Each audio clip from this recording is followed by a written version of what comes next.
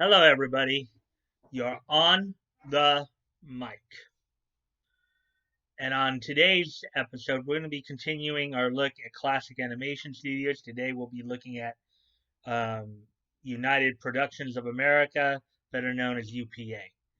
UPA, of course, gave us such classic characters as Gerald McBoing-Boing, Mr. Magoo, and Dick Tracy. So, without further ado, let's take a look at UPA.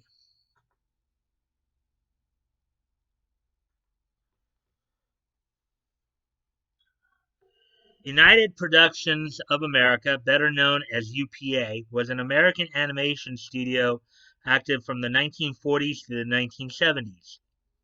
Beginning with industrial and World War II training films, UPA eventually produced theatrical shorts for Columbia Pictures.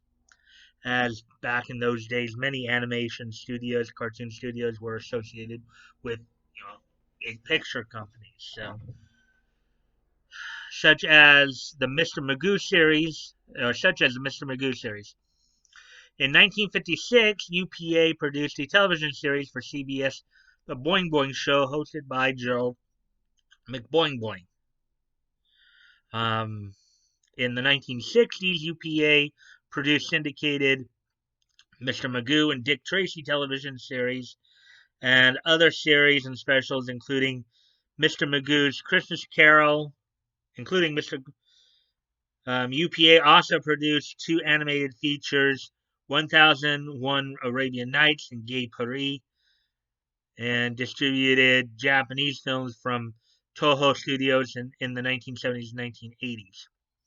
I remember Gay Paris. It was the idea of Jean Tom, the great lover cat as well as the great mouser.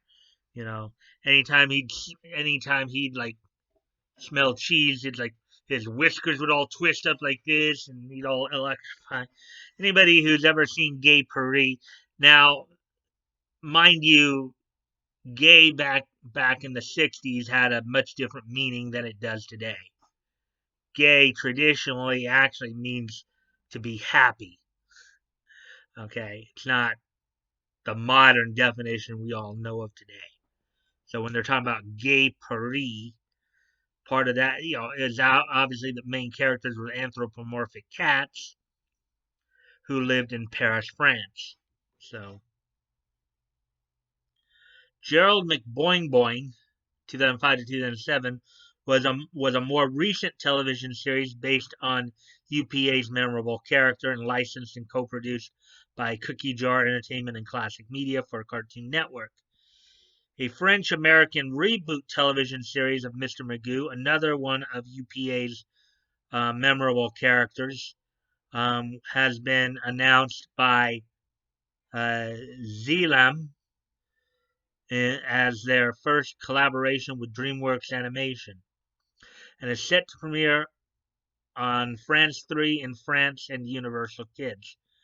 The UPA library was later purchased by Universal Pictures after their successful acquisition of DreamWorks Animation. So that's a bit of the background. Now let's look at the history here of UPA, the origins of UPA, the United Productions of America. UPA was founded in the wake of the Disney animators' strike of 1941, which resulted in the exodus of a number of longtime Walt Disney staff members. Among them was John Hubley, a layout artist who was unhappy with the ultra-realistic style of animation that Disney had been utilizing. Along with a number of his colleagues, Hubley believed that animation did not have to be a painstakingly realistic imitation of real life. They felt that the medium of animation had been constrained by efforts to depict cinematic reality.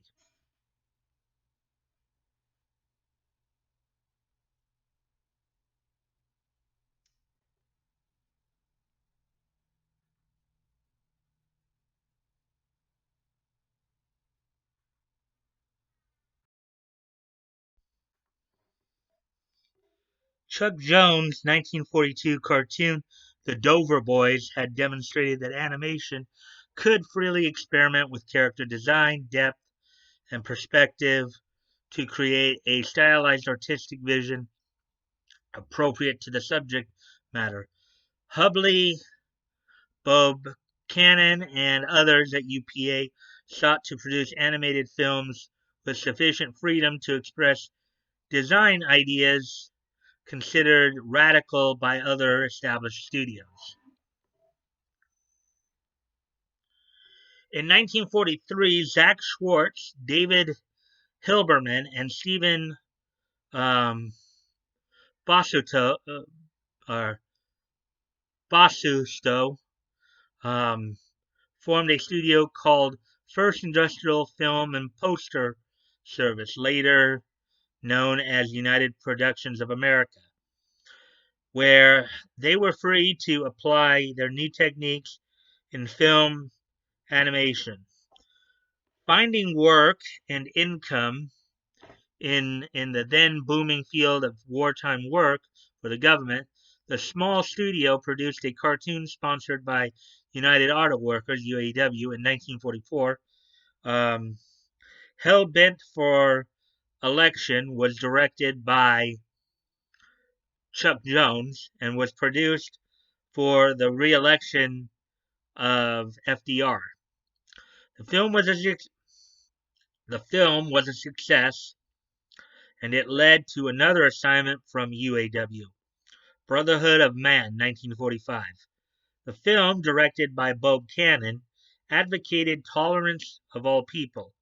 The short was innovative not only in its message, but in its very flat, stylized design, in complete defiance of the Disney approach. With its newfound status, the studio renamed itself UPA Pictures, UPA. Um, Initially, UPA contracted with the United States government to produce its animation output, but the government contracts began to evaporate as the FBI began investigating communist activities in Hollywood. In the late 1940s, no formal charges were filed against anyone at UPA in the beginnings of McCarthyism, but the government contracts were lost as Washington severed its ties with Hollywood. So yeah, so late 40s and early 50s, would, of course, brought about by McCarthyism, would later also lead to the would later see like the in the comics realm, of course, the works of Dr. Frederick Wortham, his book The Seduction of Innocence, and the Comics Code Authority, as well, as I talked about in another video. Okay, Columbia Pictures and success. UPA entered the crowded field of theatrical cartoons to sustain itself and gained a contract with Columbia Pictures. Columbia had historically been and also ran in the field of animated shorts, and it was not satisfied with the output of its Screen Gems cartoon studio. UPA animators applied their stylistic concepts and storytelling to Columbia's characters, The Fox and the Crow, which was also a popular comic book at the time, mind you, with the shorts Robin Hoodlum, 1948, and The Magic Flute, 1949, both directed by Hubley. Both were nominated for Academy Awards, and Columbia granted the studio permission to create its own new characters. UPA responded not with another funny animal, but a star that was a human character, a crotchety, nearsighted old man. I think many of us probably know who that is.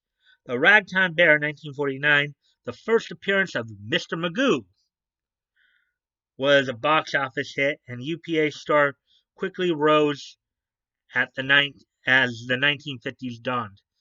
Of course, for those of you who probably may not know this, Mr. Magoo, for many of their productions, whether it be the shorts, his own television series, the three television series he was involved in, or the 1962 Christmas special, Mr. Magoo's Christmas Carol, he was famously voiced by Jim Backus. Jim Backus, aside from voicing Mr. Magoo, of course, was the actor who played Thurston Howell III on Gilligan's Island.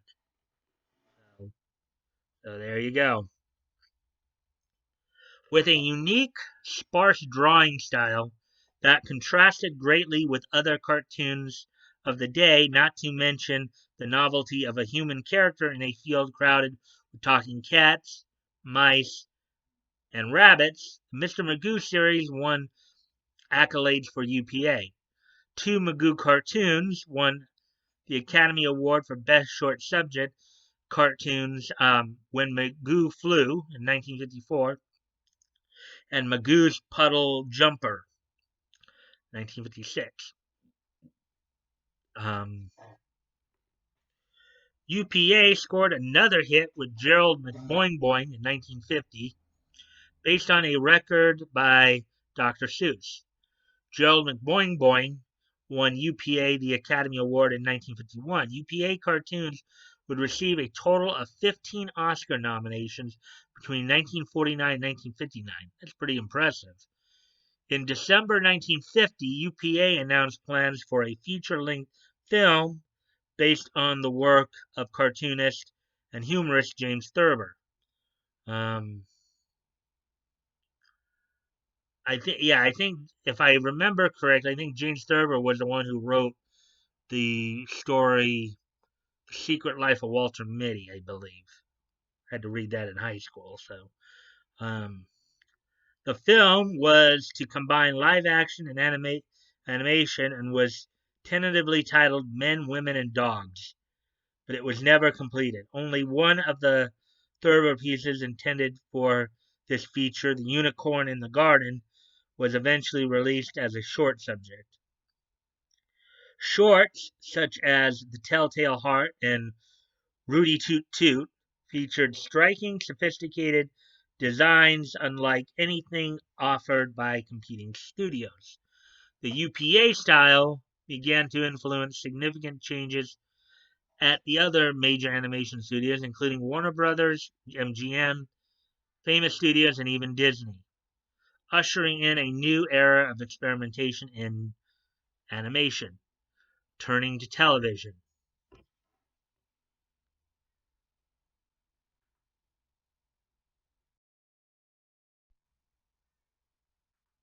In 1955, Steve Bosustow secured a CBS contract for UPA to produce a television series, The Boing Boing Show, aka The Gerald McBoing-Boing Show, which now this is the original one. This wasn't the one that came out in the 2000s. This was the original one, which premiered in December 1956, supervised by Bob Cannon. This production offered an array of styles and brought then new talent to the studio, such as Ernest Pintoff, Fred Crippen, Jimmy Murakami, Richard Williams, George Dunning, Mel Levin, Aurelius Battaglia, and John Whitney. Try saying Aurelius Battaglia 3 times fast. Among others, among others. However, audiences did not embrace UPA's experiment in television entertainment. As a result, the show vanished from the airwaves in 1958. Further, as the major Hollywood studios began cutting back and shutting down their short film divisions in the late 1950s and early 1960s, UPA was in financial straits, and Steve Bosustow sold the studio to a producer named Henry G. Saperstein. Saperstein turned UPA's focus to television to sustain the studio. UPA adapted Mr. Magoo for television and produced another series based on the comic strip Dick Tracy. Dick Tracy, for those of you who don't know, is a comic strip character. He's basically a detective. I think he's a private detective. So, UPA was forced to churn out cartoons at a far greater quantity than the studio had done for theatrical releases or even the CBS television series. Despite this, however, quality was languishing and UPA's reputation as an artistic innovator faded.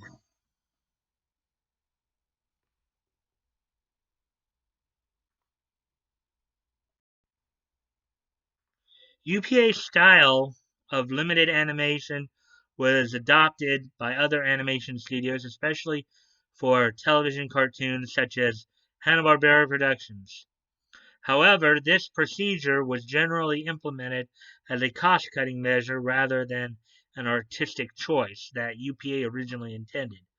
A plethora of low-budget, cheaply made cartoons over the next 20 years effectively reduced television animation to a commodity, partly popularizing the notion of animation as being made only for children rather than a medium for any age group to enjoy, with the exception of shows like The Flintstones, um, and notoriously going against UPA's original goal to expand the boundaries of animation and create a new style for the medium. One bright moment in the UPA television era came with Mr. Magoo's Christmas Carol 1962, which inspired the format for Magoo's next television endeavor, the 1964 series Famous Adventures of Mr. Magoo. Now, I'm sure many of you have seen over the years Mr. Magoo's Christmas Carol. Basically, it's an adaptation of Charles Dickens' classic tale about Ebenezer Scrooge and his redemption and his repentance over his greed. Okay, well, in of course in Mr. Magoo's Christmas Carol, Mr. Magoo was cast in the role of Scrooge. That's basically what it came down to. Christmas Carol captured the spirit of Charles Dickens' 1843 book and is considered a holiday classic, ranking alongside A Charlie Brown Christmas and How the Grinch Stole Christmas. Yep. UPA produced only two full-length feature films in their tenure. A 1959 feature starring Mr. Magoo entitled 1001 Arabian Nights, directed by ex-Disney animator Jack Kinney, and Gay Paris in 1962, written by Chuck Jones and his wife Dorothy, and directed by a friend of Jones, Abe Levito.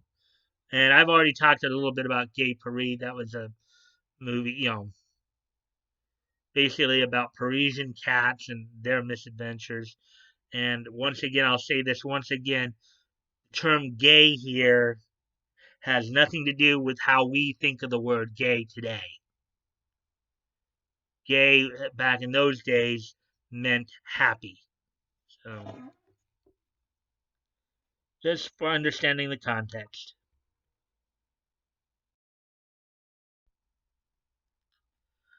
Abandoning animation in Toho Studios. Saperstein kept UPA afloat in the 1960s and beyond by abandoning animation production completely. Um, after after the animation studio closed permanently, after the animation studio closed permanently in 1970 and sold off UPA's library of cartoons, although the studio retained the licenses and copyrights on Mr. Magoo, Gerald McBoing-Boing, and other UPA characters, this led to UPA contracting with DePatie Freeling Enterprises, which you can learn more about in an earlier episode, studio to produce new animated series called What's New, Mr. Magoo in September of 1977. Columbia Pictures retained ownership of UPA's theatrical cartoons. The studio's TV cartoon library was licensed by Classic Media in New York, and then in 2007 merged into entertainment rights in London. In 1970, Saperstein led UPA into a contract with Toho Studios of Japan to distribute its giant monster, see kaiju and tokusatsu movies in America. Basically, I guess the idea like Godzilla and all that. Tokusatsu, of course, I think means like the Super Sen, basically like the Power Rangers kind of thing. Or big minimal. But anyways, theatrical releases and especially TV syndication of the Toho monster movies created a new cult movie market for Japanese monster movies. And long-running television movie syndication packages such as Creature Double Feature exposed the Toho movie monsters to young American audiences who embraced them and helped them maintain their popularity throughout the 1970s and 80s. When Toho began producing a new generation of monster movies in the late 1980s, beginning with Godzilla in 1985, UPA capitalized on its Toho contract and helped introduce the new kaiju features to the Western world. I guess kaiju is a Japanese word for giant monster. Tokusatsu, I think, means giant robot. So Because of its long association with Toho, UPA is better known to cult movie fans today as Toho's American distributor rather than pioneer of animated cartoons. But the legacy of UPA is an important chapter in the history of American animation. UPA continues to license the American library of Godzilla movies. Even today, UPA's contract with Toho also resulted in Saperstein producing Woody Allen's first feature film, What's Up, Tiger Lily? Harry Saperstein died in 1998. In 2000, UPA was sold by the Saperstein family to Classic Media. On July 23, 2012, DreamWorks Animation purchased Classic Media for $155 million, and as a result, UPA is now owned by DreamWorks Animation, which would be acquired by NBC Universal in 2016. Although DreamWorks Animation and later Universal Studios now owns the ancillary rights to most of the UPA library, UPA itself, DreamWorks Animation Universal, continues to hold the licensing rights to Mr. Magoo, and Saperstein was executive producer to Disney's unsuccessful live-action feature Mr. Magoo in 1997. DVD releases. Classic Media Sony Wonder began in issuing the Mr. Magoo TV cartoon series on DVD in 2001, beginning with Mr. Magoo's Christmas Carol, which received a collector's edition Blu-ray DVD combo pack in 2010.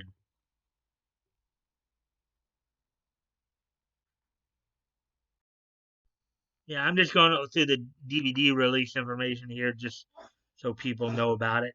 In 2011, Shout Factory with Classic Media released the Mr. Magoo the Television Collection set, which contained all Mr. Magoo television productions except for Mr. Magoo's Christmas Carol, for which the DVD copy from the 2010 Blu-ray release was issued by itself.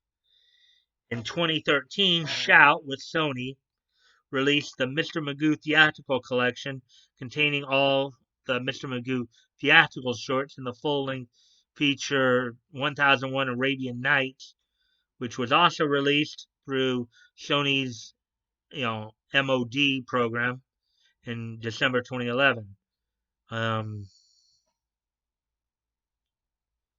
The set was originally set for release on February 14, 2012, but then delayed to June 19, then December 4th, then delayed to sometime in 2013.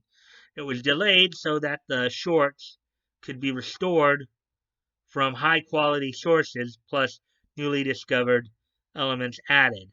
The Jolly Frolics collection was released on March 15, 2012 through Turner Classic Movies website. Extras included audio commentaries and an introduction by film critic Leonard Maltin.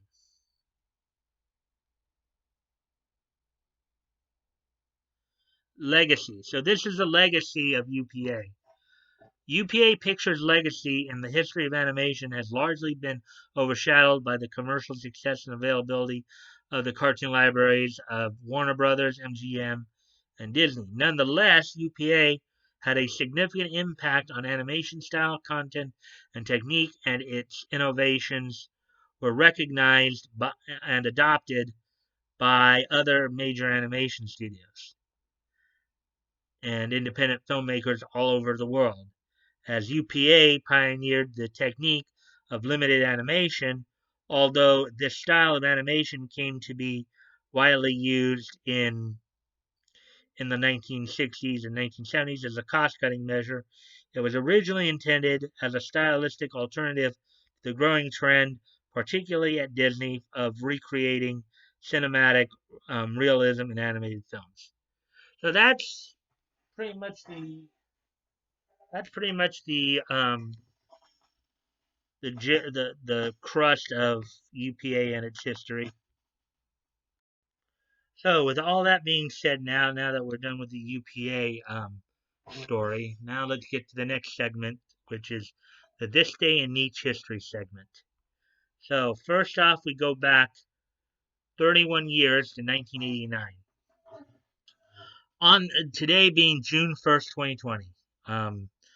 On this date, 31 years ago in 1989, the OVA for the manga Fuma no Kojiro, or Kojiro of the Fuma clan, was released on this date in 1989.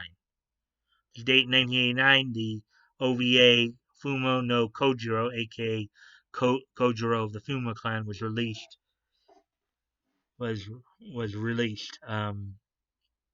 on this date in Japan. So moving on then to 1 year later, on this date in 1990, Amazing Heroes number 180 was released on the newsstands by Fantagraphics. On this date in 1990, 30 years ago, Fantagraphics released on the newsstands Amazing Heroes number 180.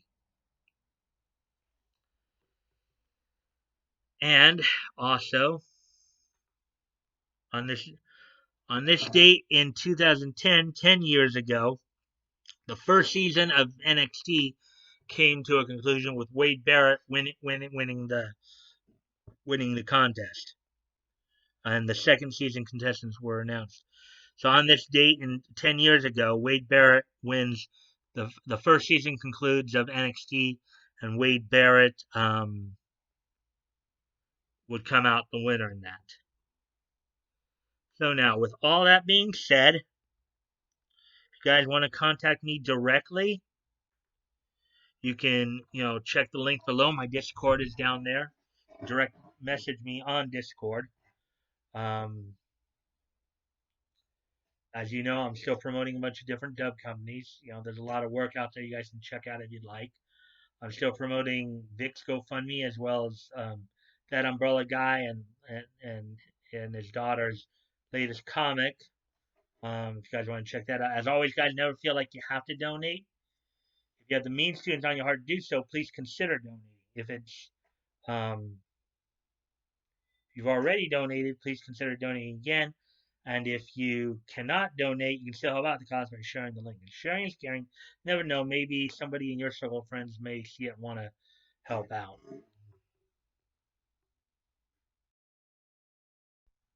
And if you like this content, please consider liking, commenting, sharing, and subscribing. I look forward to the conversation with you guys as long as the conversation is civil and respectful. Um,